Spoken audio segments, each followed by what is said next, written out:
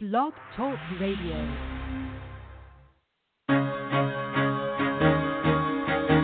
Carol the Coach. Sex, love, and relationships. We talk about it here. Carol the Coach. Compassion with contemporary relevance. I am a psychotherapist. I can be your personal life coach, and I can help you with your issues. There are no problems too small or too big. You can talk about anything. Speaker, columnist, radio TV host, and commentator. Carol the Coach brings messages of wellness and empowerment within reach of everyday people every day. Almost 5 years ago, I lost my soulmate in an accident. He was killed in a plane crash. Life just, for me, has seemed to stop. There are groups all over the city. I teach one. It is a specific way to start thinking so that you shift how you see the world, which then shifts your energy, and then you feel better and you actually see things differently. Carol the Coach. Always available, too, at carolthecoach.com. Now, I've got Russell on the line. I'm 47 years old. I'm a truck driver. I'm married. I have a wife in San Francisco. Okay. I haven't been home in 6 months. My thing is, I don't know if I have a sex addiction or what the problem is. Why do I want what I can't have? And as soon as I can have it, I don't want it anymore. You're right on target when you say, I don't know if I have a sexual addiction. Well, guess what? Yes, you do. And you know what? That's my specialty, Russell. So you're at the right place. Continue. I meet women online, and I'm in a different part of the country. I travel all 48 states, so I love sex. I hear self-esteem issues. You never felt good enough, and you didn't feel like you were getting what you should have then, and you're reenacting that now. Do you want to change that about yourself? You get what you need. Oh, yeah. Hey there. I am Carol Jurgensen-Sheets, and I go by Carol the Coach, and tonight I'm all by my lonesome. Now, when I first started this show, way back when, I do believe it was maybe, this is probably our 5th year, so probably 2014.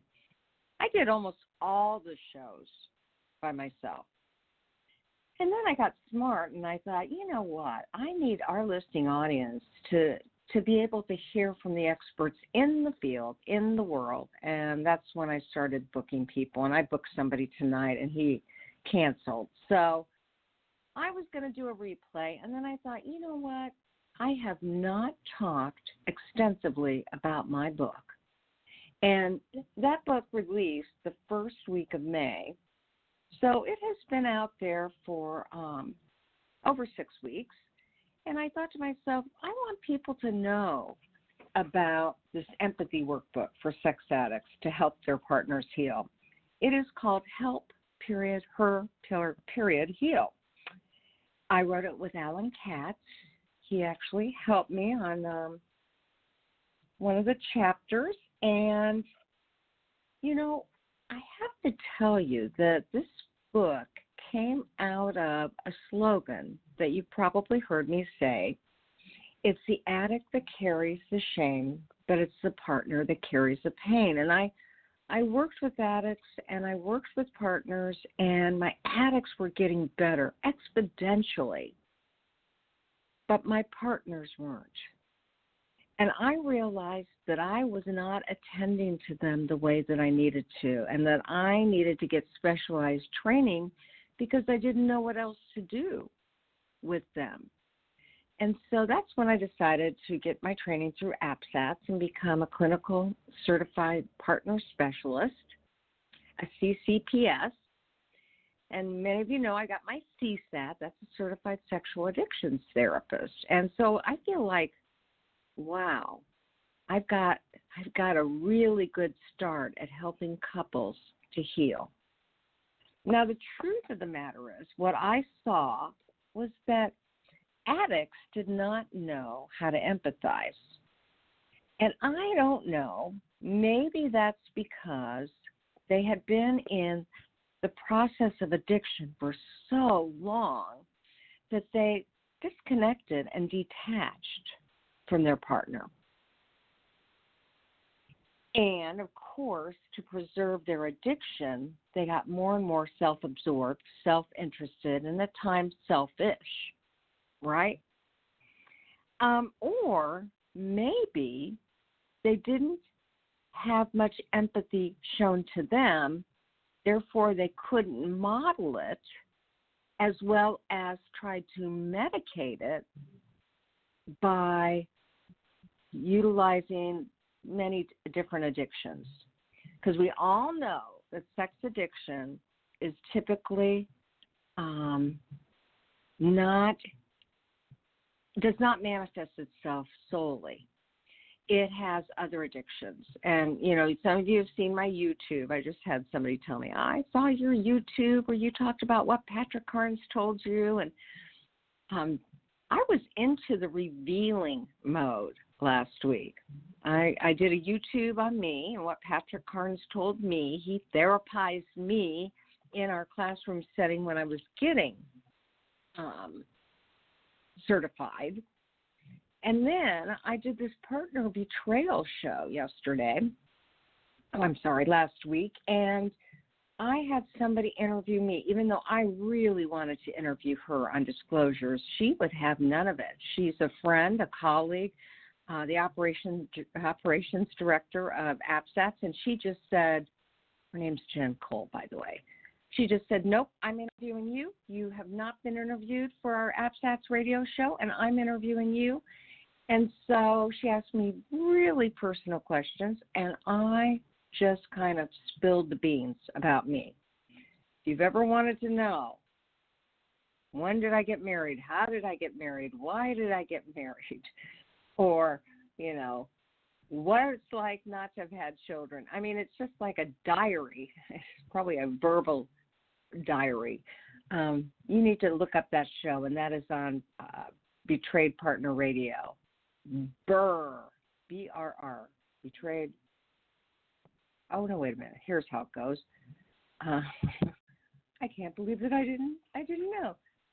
Betrayed Recovery Radio, and that's via AppSats. So anyway, most of you know that I really believe that addicts needed some help. They needed to learn how to share intimacy, develop intimacy, master intimacy through empathy. And so that's what this workbook's all about. My belief is the antidote for addiction is absolute connection or intimacy, but you can't get to intimacy until you get to empathy.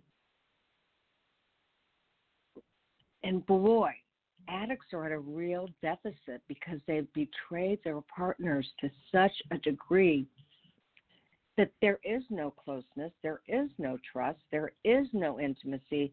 So this is really, it may seem insurmountable, but it is a challenge, to say the least. And I want to help you with that. If you're an addict, I want to help you. And if you're in a relationship or not, we all can learn to use empathy. We all can learn how to have more grace in our life.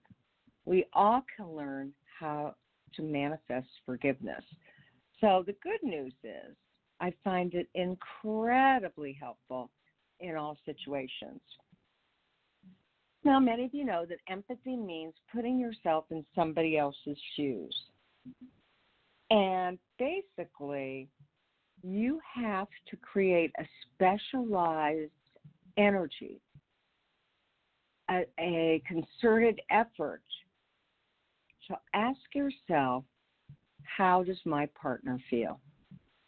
And I tease my group and I tease addicts all the time. I say, you know how people wear the band, what would Jesus do? Well, I want you to wear the wristband that says, how would my wife feel? How would my partner feel? One of my regrets about this book is that it couldn't be made for three populations. Obviously, it's made for the heterosexual couple. And I am assuming here it's to help her heal. So the addict is male and the partner is female. Well, then, I wish I could create this book for homosexual couples, lesbians or gay couples. Now, the truth of the matter is that there's very little documented or researched sexual addiction amongst lesbians. So it would probably be for the gay community, and here's why. The gay community operates sexually under a whole different paradigm. And so it's not unlike them to have polyamorous relationships and those kinds of things. But I have worked with quite a few homosexual couples where sex addiction looked just the same as in heterosexual couples, but it was between two men. And I wish that we could get this book published for them because they're an underserved population, and it's only going to get worse. And then the third book that I wish we could translate, and maybe someday when I get rich, I'll do this, is for male partners and female sex addicts. That is an underserved population too, and there are so many unique nuances to that relationship that I'd really like to have a book that caters to them. There are some major differences in all three of those couples, and so there are also a lot of similarities. So I say if I had a lot of money, I think to reformat this book would probably cost me about $6,000 to $10,000 to reformat it. So that's why I say if I ever get rich, or maybe if I run into a very rich recovering sex addict or recovering betrayal partner who I've helped their relationship, and they've got more money than God, they can help me with that project. If I'm coaching people, I can do that. If I'm in mental health, I can't cross that boundary. It's a beautiful thing about coaching. So I want to help my addicts develop more empathy because I want to help to restore their relationship and bring it back into a state of health. When conflict occurs from betrayal trauma, I want the addict to have the strength to connect through empathy and to not take the conflict personally, even though they caused the conflict. That is a difficult dance. To not go into shame when their wife is physically attacking them, calling them names, crying in a heap on the floor, severely traumatized. I want to help you, the addict, leave your wife feeling a renewed sense of safety. And I want you all to develop more intimacy. And so that is my goal. That's what this workbook is for. And I can't say enough good things about it. Now, in Chapter 1, I do a basic what is addiction, and I don't talk that much about the brain science, which, of course, it mostly is brain science, but I talk about the fact that we've always had addiction, but the Internet has made addiction so affordable because it can be free, so accessible, because it's like having porn in your pocket. You can look up anybody on any kind of list or adult website for free and just peruse. So many of my addicts just peruse what's out there, and they get all worked up. And, of course, it's anonymous. That is one type of sexual addiction, anonymous sex, because that is purely and solely for the sex. And when you have accessibility, affordability, and anonymity working for the sex addiction, it becomes very, very compulsive. And along with that compulsivity, obviously, creates this persona where the addict lives two very separate lives. kind of a dual functioning where they're living in the world of secrecy and deception. And they are living in a dual life, and it's that duality that, upon discovery, absolutely plagues the partner. She wonders, who am I living with, and how could I be living with such a monster? So, I start off with this workbook asking addicts, are you willing to do what it takes? Because this is a hard journey. But there's something, I don't mean to be trite, but there's something really magical. When an addict gets discovered, and we call that kind of that deal-breaking behavior, when he gets discovered and he begins the recovery process, and it takes hold of him, he feels better. And when he gets the principles of recovery and he begins to feel better, the magic begins, because he really is willing to do what it takes, because this whole paradigm has shifted from I'm going to meet my needs, I'm going to create my own dopamine, to how could I have done this to my wife? I love her so much, I will do anything to make her happy again. And so I say to my addicts, this exercise came straight from them, you'll do anything to help your partner heal? Well, I'm going to call you on that. I have them do what I call the willingness exercise, and that is when I ask them to come up with 25 things that they are willing to do to build safety in the relationship after discovery. And that might look like I'm willing to do a disclosure. Even though my fellowship has said, no, don't tell her everything, you'll be sorry. I'm willing to do a disclosure because I trust Carol, or I trust an APSATS therapist, or I trust my CSAT that says a disclosure is the way to get all the truth out. And when I share all the truth, and then I get polygraphed to prove to her that I'm being honest, I no longer hold secrets. I feel better about me, and I am able to prove to her that I am in this thing for the long haul. So that might be one of the things. I am willing to participate in a formal disclosure, or I am willing to take polygraphs, or I am willing to make an amends, or I am willing to get a flip phone, or I am willing to have a GPS put on my phone or my car. You get the gist. It's all those extreme measures that you're willing to do to rebuild that trust. Because when you're developing empathy, you have to look at life very, very differently.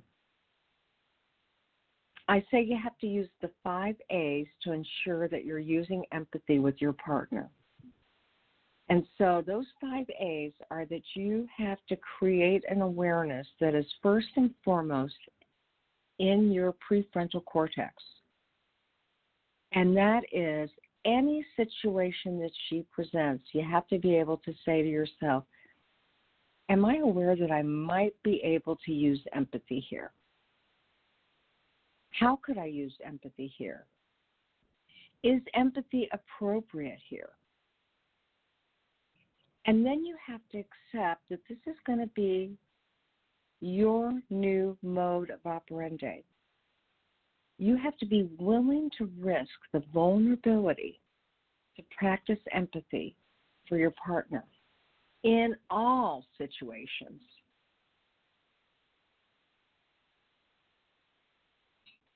And just like I had you do that willingness exercise, you have to hold yourself accountable. And you have to tell yourself, you know what? I am willing to take full responsibility and find a way to convey that I do empathize with her, and I will do what it takes to make her feel safe. Now, I know I sound like a broken record here, but I cannot stress this point enough. You have to have full acknowledgement. You have to acknowledge that what I say lets her know that I am fully aware of the damage that I have caused. And what that means is 3, 4, 5 times a day, you have to say to her, I can see that you're triggered, and I know I caused this trigger. Even though you might not have right then and there, you know that you're the reason she's experiencing triggers. Or you have to say at least 3 times a day, I am so sorry that you are feeling so badly because of my actions. I am sorry that I did this to you. I acknowledge that I am the cause of your pain. So acknowledgement is very, very important. And then having an action plan. What can I do to increase her trust? How can I assure her that I've changed? So, okay, that's the 5 A's. I would love to be able to give you the quiz right now. I talked to you about the first 3 A's of why sexual addiction is so rampant. Do you remember what I said? It's because it's affordable, it's anonymous, and it's forever accessible. And then I talked about the 5 A's to ensure that you're using empathy with your partner. And what are those 5 A's? It's having an awareness that you can use empathy. It's accepting that you're willing to be vulnerable. It's accountability, whereby you take full responsibility. Acknowledgement, acknowledging her pain. That's one of the biggest. And having an action plan to show her that you're going to walk your talk. And those are the 5 A's. And when you can keep those at the forefront of your brain, the prefrontal cortex, you are much more likely to develop empathy. But then there's these basic skills. I call them sustainment skills. When I was in school, I learned that these skills really helped in building a relationship. And then I taught at a university, and I would have my students use these very basic skills, and we would tape them, using them with other students. So we had half of the room knew what they were doing. They were going to use these skills, and they were going to test to see if they were developing unconscious rapport. Now, what I mean by that is that we had students pretending they were counselors and therapists, and they would be relating to the other student, asking about problems, being very empathetic, using great listening skills, and their assignment was then to rub their nose, scratch their neck, pat their chest. And if you're using good sustainment skills, relationship skills, when you use those, you will see your client. This is no joke. You can do this with your, with your partners at home. You can do this with your neighbors, people at church. If you rub your nose and you're in good rapport with somebody, they will rub their nose too. If you rub your neck and you have good relationship skills with that person, they'll grab their neck. It's a way to show you that you are really relating to the client, and more importantly, they're relating to you. And so it was my way to prove to the students, hey, this stuff works. Now, what are those skills? They are super basic, and they won't be hard for you to forget. They're eye contact. It's so important for you to maintain eye contact. It is having a warm facial expression. You know, looking at your partner and really looking into her eyes. I always say, look into the left eye. It's the window to the soul. Carrying body language. Reaching towards them. Moving forward in your posturing. Soothing or soft volume. I get so excitable that I once had somebody in my betrayal recovery radio show get on Facebook and say, slow her down. She talks too fast. She's too loud. Slow her down. And I didn't take that personally. I took that literally. Because the truth of the matter is when a partner is traumatized, oh my goodness, they hear things with a heightened sense of sound. Their brain does not move as quickly as it should. So if I'm really excited and I'm just really talking up a storm and I'm really blah, blah, blah, it's too much for them. And so it's not necessarily that I am speaking too fast or rapidly, but it is for their injured brains. So that was great feedback for me. And you all probably don't know this about me, but I do a really good job of being coated with Teflon. And that means when people criticize or, if they're critical of me, I ask myself, how did I contribute to that? And then I take what I need and I leave the rest. And I do let it roll off of me. And I do say to myself, I will get this figured out. I'm not going to take it personally. I'm going to figure out how I can allow it to better my abilities. And that's what I want you all to do as addicts. I want you, I'm drinking coffee, by the way. I'm sorry I'm gulping. I really want you to learn how to contain and hold her pain and to know that you contributed to this problem. You know, in a marriage, I either say you contaminate or contribute in a positive way. But in my conflict series, I say, always ask yourself, how did I contribute to this problem?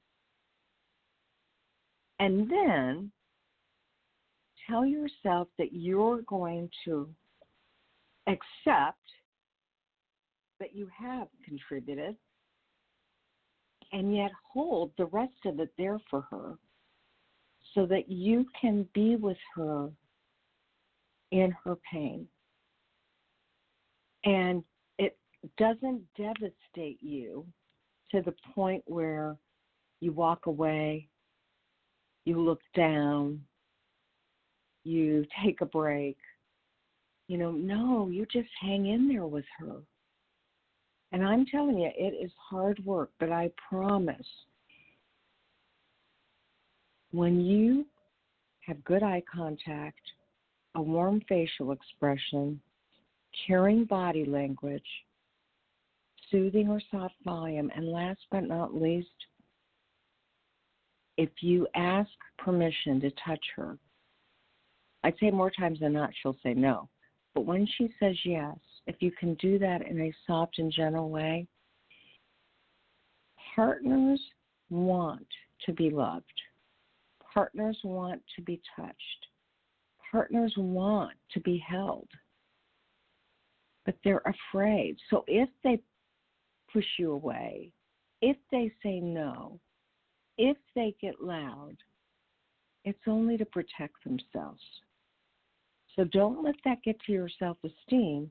Just know that she's setting boundaries to keep herself safe. And when you relate with full accountability over and over and over and over again, you're on the road to helping her heal. So this workbook is going to do two things for you. It's going to help you to learn better coping skills to deal with her pain and her shame as she begins to heal. And it's also going to help you to understand her better and to hold yourself accountable for the wounding. And so, I also ask you to write out 25 reasons, 25 ways that you know you wounded your spouse. When my wife discovered my sexual addiction, she felt wounded because she felt rejected. She felt wounded because this happened in her own childhood with her father and mother. She felt wounded because I took advantage of so many situations and deceived her. You know, many a man has used the birth of the child to find opportunities to act out sexually. And when the birth of a child should be the most special time in a woman and in a man's life, in a couple's life, to find out that he was seeing somebody else during her pregnancy or her delivery is devastating. So, if you would, I want you to write down those 25 things that you did that wounded her. It'll keep it in the forefront of the mind. And I'll tell you a little bit about brain science and brain chemistry. You know, when a partner finds out that her husband has cheated, she goes into this trauma response that starts in the back of her brain, her amygdala, and she goes into fight, flight, or freeze. And you've heard of that before. Fight, flight, or freeze. And so when she's dealing with, should I punch him out? Should I attack him verbally? Obviously the fight part. Or should I run away and hide? Or am I immobilized? And do I just curl up in a ball in the fetal position and stop eating and sleeping and just literally I am in a state of complete devastation? When that happens, and any of those things then sends signals to the anterior cingulate, which is this nutshell part of the brain.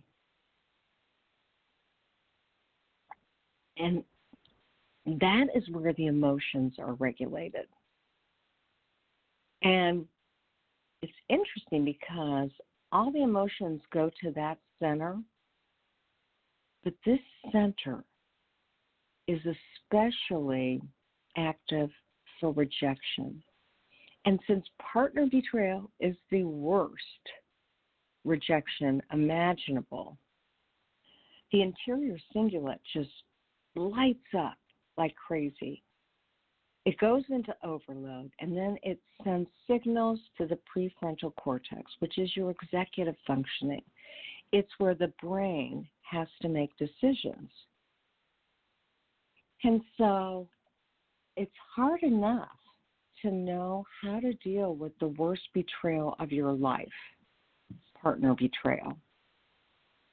But it's equally worse. No, I don't think that makes sense. It is way worse because the executive functioning goes offline with this trauma response, and the partner cannot think. She does not know how to think.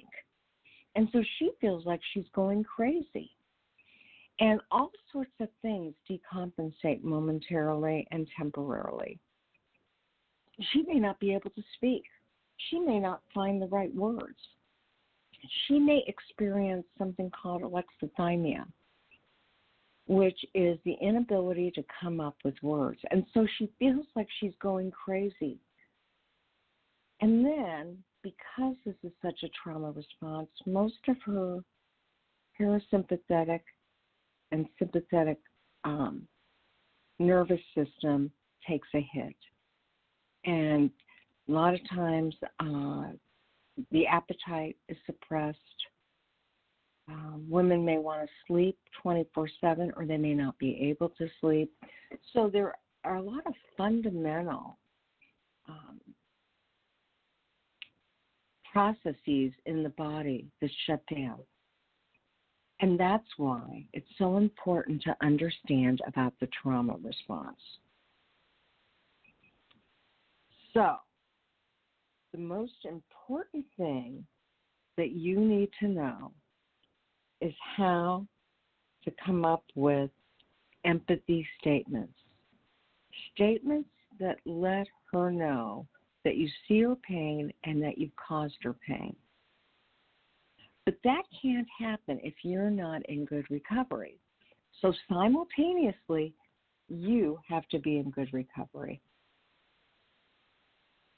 And then you have to know some of the basics to expressing feelings.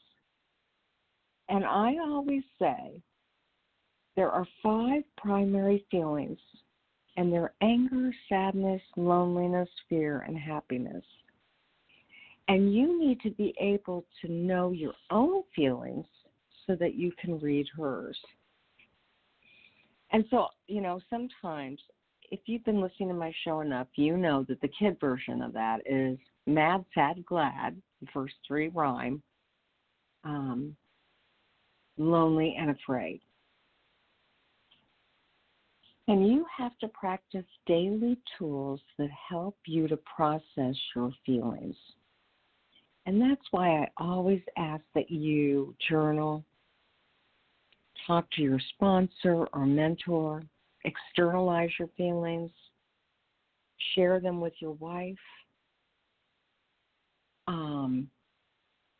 And meditation is such a good opportunity for your feelings to feel safe enough to come to the forefront of your brain. And so understanding your feelings is super helpful. And you can't have true empathy if you don't get, understand, and honor your own feelings.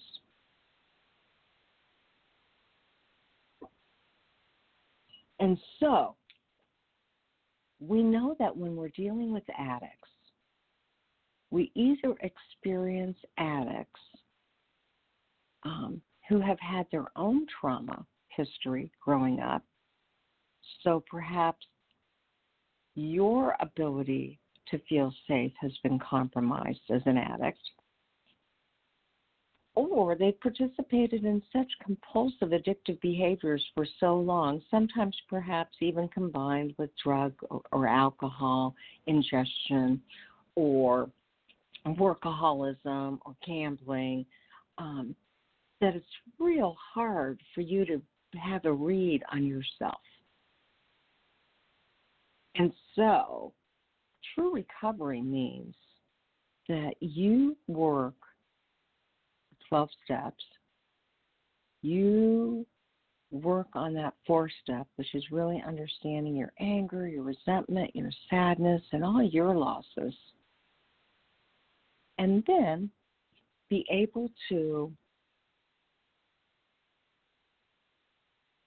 honor those feelings, recognize how they've interrupted, interfered, or contributed to your life, so that you end up having a better handle on who you are and, of course, what you did. And when you do that,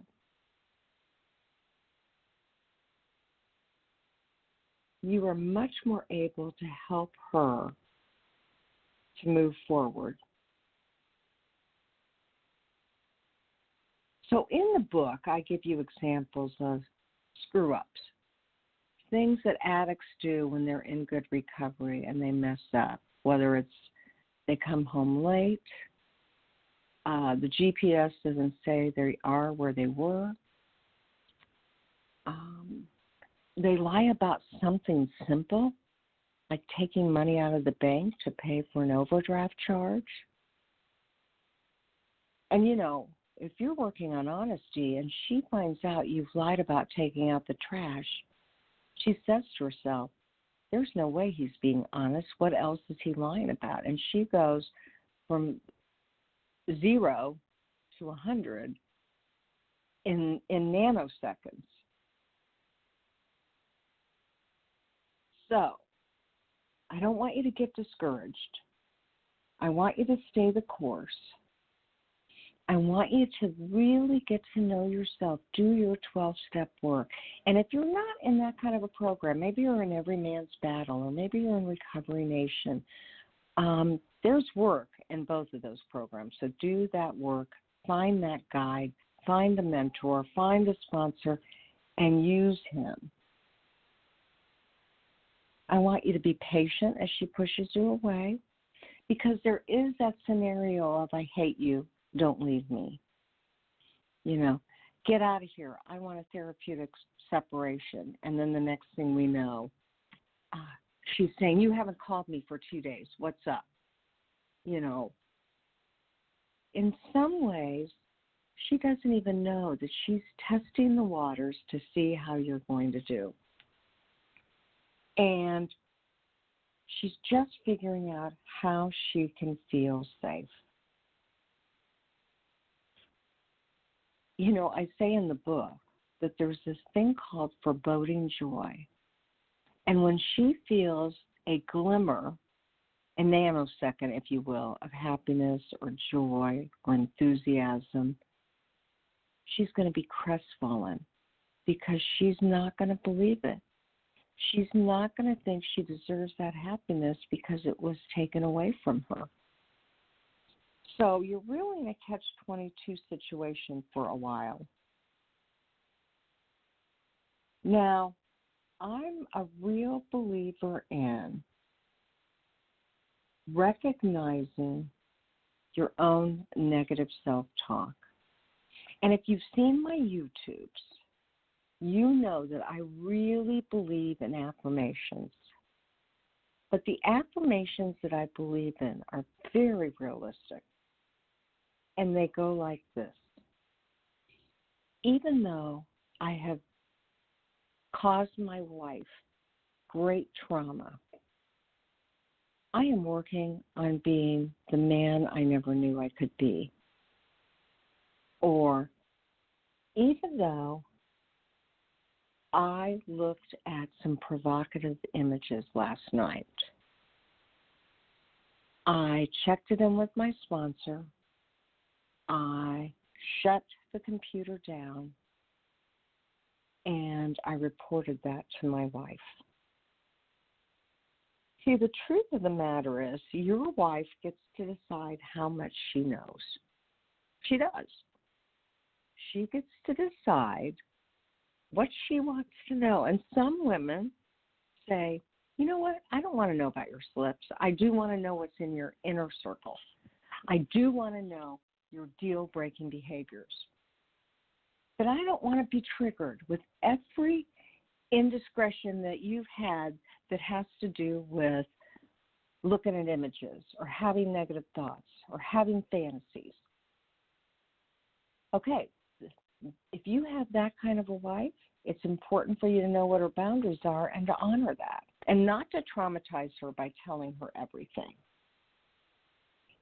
Unfortunately, most of the women I work with, for at least the first year, they'd prefer to know everything. They want to know when you've been triggered. They want to know when you didn't practice a recovery tool.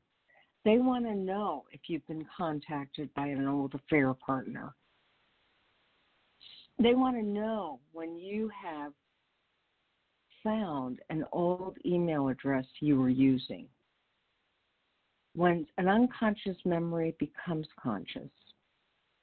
So find out from your wife how she feels.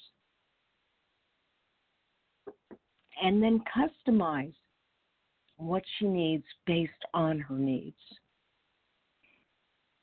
You know, in the blue book, the big book, the AA book, there was this thing that said, don't make an amends if you would hurt her or hurt the person. But that's not SAA or SA. That's not relational recovery.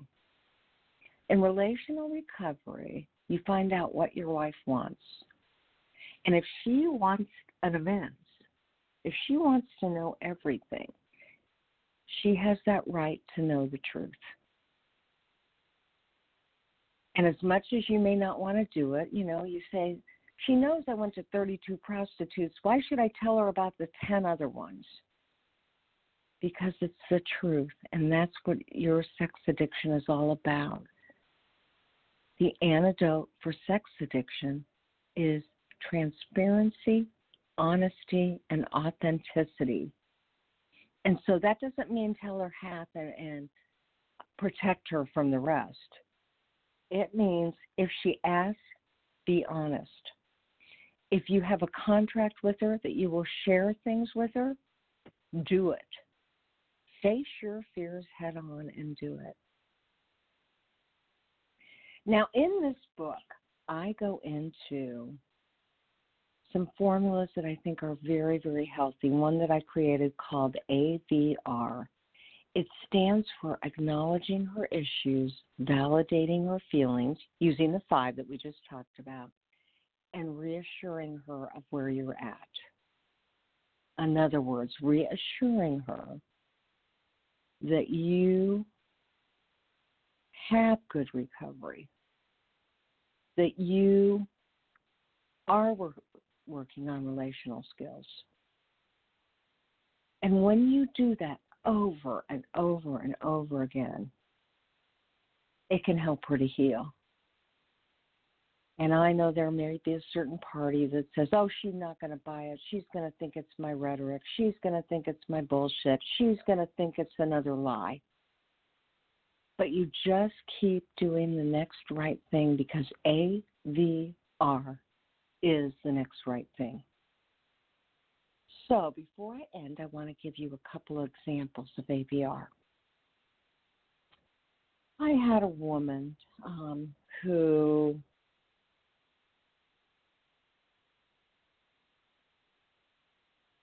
she really felt like she needed space from her husband.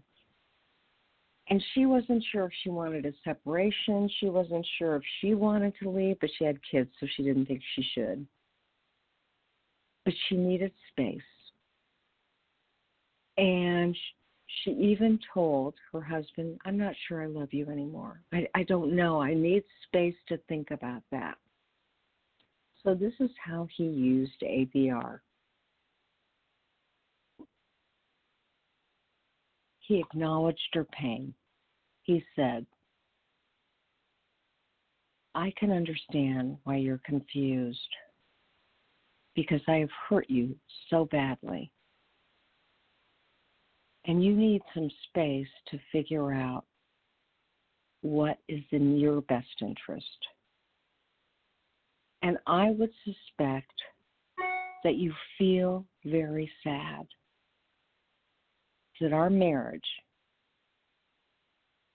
was a farce and that you didn't even know who I was. But I want you to know I am in good recovery. And I've been practicing the principles and really experiencing very few triggers. And although I'll do this a day at a time, I feel like I found something that can transform me. And I just want you to know that that's the truth. Okay, that's ABR.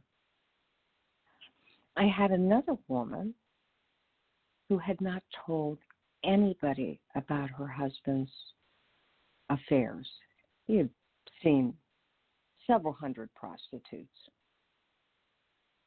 And she just felt like a volcano ready to explode.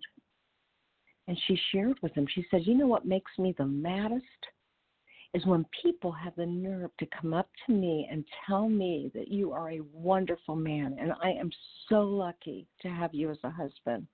And I just want to throw up. I get sick to my stomach because I can't say to them, he is a cheater, he is a liar, he is disgusting, and I hate him. Now, what the addict knew was that she was a very devout Christian woman, and she also loved him. And so he used ABR with her, and he said, I want you to know that I realize that holding all those secrets has been so difficult for you, and I am the source of your pain. And I know you never thought you would have to hold these kind of secrets. And it's making you sick. And it's making you need distance. And I can see the anger on your face when you say to me, you don't know what you need to do next. But I want to reassure you that whatever you need, I will help you get it. Because I want you to heal. And I love you. And I want to do whatever it takes to give you the space, to allow you the time to get better for you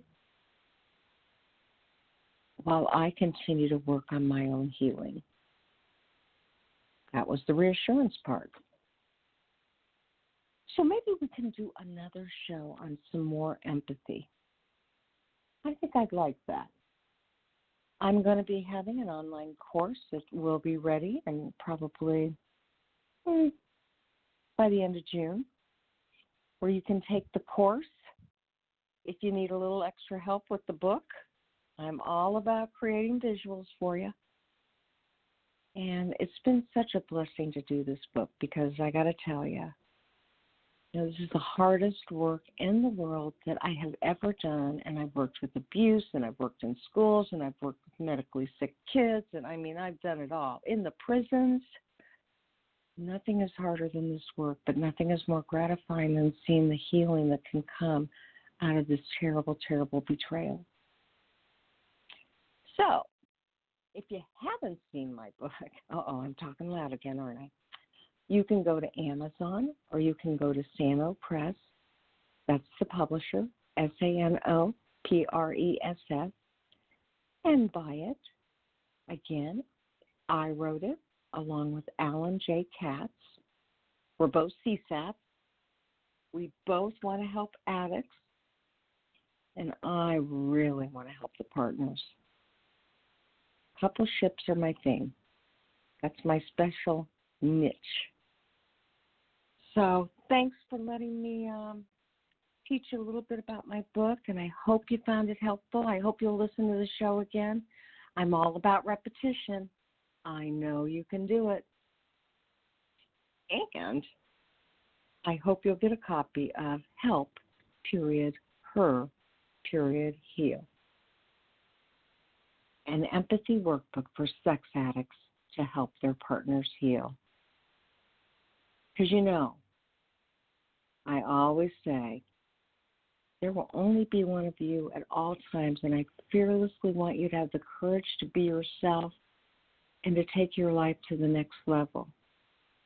And you can heal, whether you're the addict or the partner.